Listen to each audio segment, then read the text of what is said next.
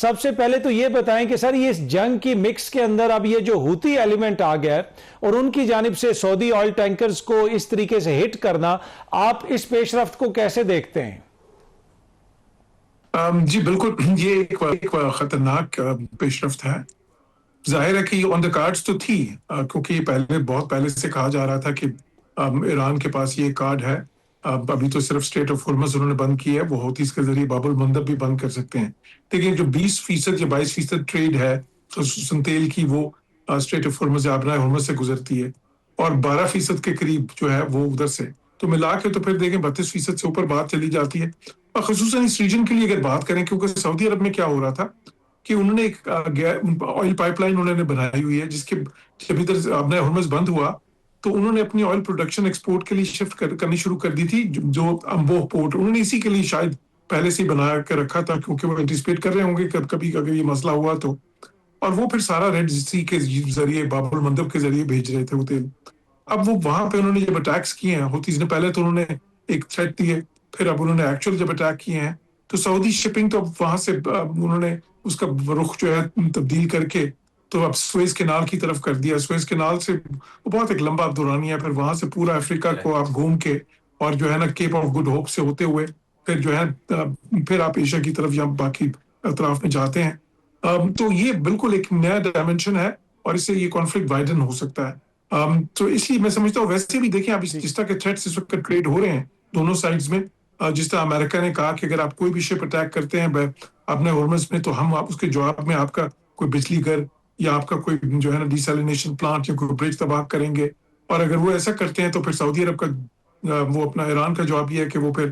Golf countries پہ حملے کریں گے، جو انہوں نے کر کے دکھائے بھی ہیں. ابھی دیکھیں کویت پہ انہوں نے ایک ڈیسیلینیشن پلانٹ تباہ کیا اور ایک وہاں پہ بجلی گھر پہ بھی حملہ کیا. تو یہ جو ہے اب ایک خطرناک رخ جو ہے، ایک جو ایسکلیشن لیڈر جو ہے وہ کلائم اس وقت سچویشن کر سکتی ہے. اور اس لیے میں سمجھتا ہوں کہ یہ جو ایسکلیشن بڑھتی ہوئی ہمیں نظر آ رہی ہے، اب جو ہوتیز کی جانب سے اٹیک ہوگا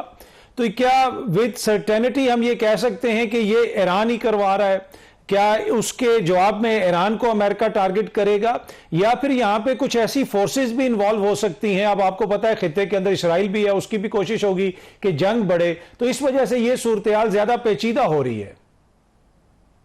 دیکھیں اس کے دو پہلو ہیں. ایک تو ظاہر ہے ایران کا جو حوثیز کے ساتھ تعلق ہے وہ سب کو معلوم ہے، اس میں تو کوئی ایسی دکی چھپی بات نہیں ہے. دوسرا یہ ہے کہ وہاں پہ یمن کے اندر ظاہر ہے کہ جو سعودی سپورٹڈ وہاں پہ جو فیکشن ہے، جو کہ بلکہ انٹرنیشنل ریکگنائز گورنمنٹ جس کو کہتے ہیں، وہ اب سنا پہ اٹیکس کر رہے تھے اس وقت. تو جو وہاں کی خانہ جنگی اس کے ڈائنامکس بھی ہیں، اور حوثیز یہ کہتے ہیں، وہ کلیم یہ کرتے ہیں کہ ہم نے اس کے جواب میں جو سنا پہ حملے ہوئے ہیں اس کے جواب میں ہم نے یہ ریٹیلیشن کی ہے. لیکن ساتھ ہی ساتھ جو ایران کی طرف سے بھی یہ تھریٹ آ رہے تھے، کافی عرصے سے آ رہے تھے کہ اگر یہ امریکہ نے ان پہ اٹیکس جاری رکھے تو پھر وہ والا باب بھی، یعنی کہ وہ چیپٹر جو ہے باب المندب پہ اٹیکس کا، وہ بھی حوثیز کے ذریعے کھول دیں گے. تو میں سمجھتا ہوں دونوں ہی پہلو ہیں اس کے. لیکن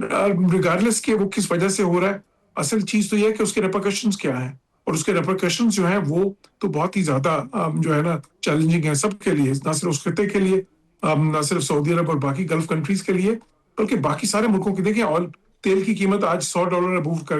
کر چکی ہے فی بیرل. ایک نفسیاتی حد ہے، لیکن اگر آگے یہ کانفلکٹ جاری رہتا ہے اسی طرح اور یہ نہیں رکتا تو یہ تو پھر پہلے 126 ٹچ کیا تھا لاسٹ ٹائم، اس بار تو اس سے بھی زیادہ ہو سکتا ہے، کیونکہ جو اسٹریٹجک ریزروز ہیں اس وقت امریکہ کے، چین کے، بہت سے جو ایسے ملک جو 400 ملین بیرل تک کے ریزروز رکھتے ہیں، وہ سارے تقریباً جو ہے نا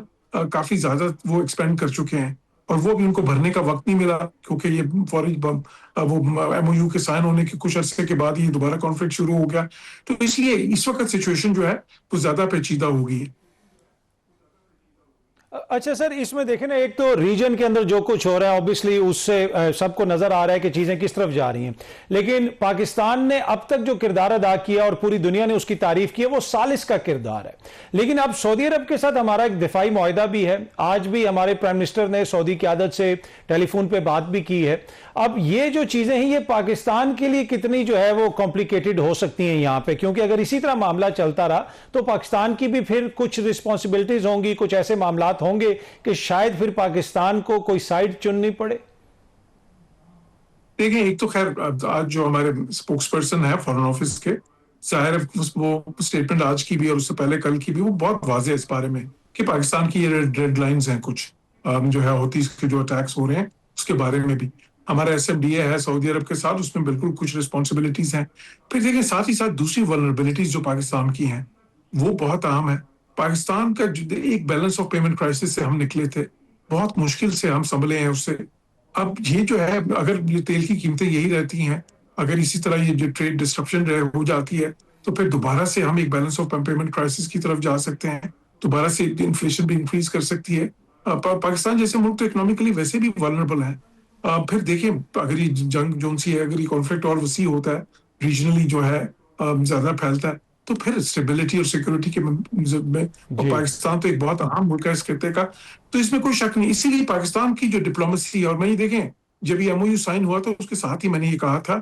کہ میں یہ دیکھ رہا ہوں کہ یہ ایم او یو جو ہے یہ فریم ورک جو بنا ہے یہ کوئی اسموتھ سیلنگ نہیں ہوگی، اس میں بہت ہی مشکل مراحل آئیں گے اور ایسے مراحل آئیں گے کہ جس میں لگے گا کہ سب کچھ بالکل بریک ڈاؤن کر گیا سارا پروسیس ہی. تو ہم اسی قسم کی چیز اس وقت دیکھ رہے ہیں اور اس وقت میں نے کہا تھا کہ دیکھیں اس میں پاکستان اور پھر جو باقی انٹرمیڈیٹریز ہیں ان کا رول بہت اہم ہوگا اور وہ ہے اس وقت اہم. وہ ڈپلومیسی بھی چل رہی ہے اس وقت، یہ intense diplomacy behind the scenes بھی چل رہی ہے، کچھ ظاہر پبلک ویو میں بھی ہے، وہ اہم ہے. لیکن at the end of the day ان فریقین کو دونوں کو یہ احساس کرنا ہے کہ اس سے آگے جو ہے اس سے آگے اگر ابھی تو کنٹرولڈ ایسکلیشن ہے پھر کسی حد. اچھا جوہر سلیم صاحب، ایک اور چیز جو میں آپ سے پوچھنا چاہ رہا تھا کہ پچھلی دفعہ بھی جب یہ سارا معاملہ چل رہا تھا اس وقت بھی کہا جا رہا تھا کہ شاید رشیا کی جانب سے کوئی سیٹلائٹ کے معاملات میں یعنی کوارڈینیٹس شیئر کرنے کے حوالے سے کہ امریکہ کا سامان کہاں پہ کھڑا ہے، ان کے اڈے کہاں پہ ہیں، رشیا مدد کرتا رہا. اس وقت دوبارہ جو ہے اس طرح کی خبریں آ رہی ہیں اور امریکہ کے اندر کچھ میڈیا یہ رپورٹ کر رہا ہے، تو کیا آپ کو لگتا ہے کہ یہ ممکنات میں سے ہے کہ رشیا جو ہے اپنے سکور سیٹل کرنے کے لیے اس کی خواہش ہو کہ یہ معاملہ آگے چلتا رہے اور وہ اس طرح کی انفارمیشن ایران کو دے رہا ہے اور جس کو استعمال کر کے ایران خطے کے اندر امریکہ کے جو ہدف ہیں ان کو نشانہ بنا رہا ہے؟ جی بالکل، آپ نے صحیح کہا کہ ایسے یہ امریکہ کی طرف سے یہ الزام لگایا گیا تھا پچھلی بار بھی اور ابھی بھی، بلکہ ابھی صرف رشیا پہ نہیں، امریکہ نے تو چائنا پہ بھی لگایا کہ وہ بھی کوارڈینیٹس دے رہے ہیں ایران کو.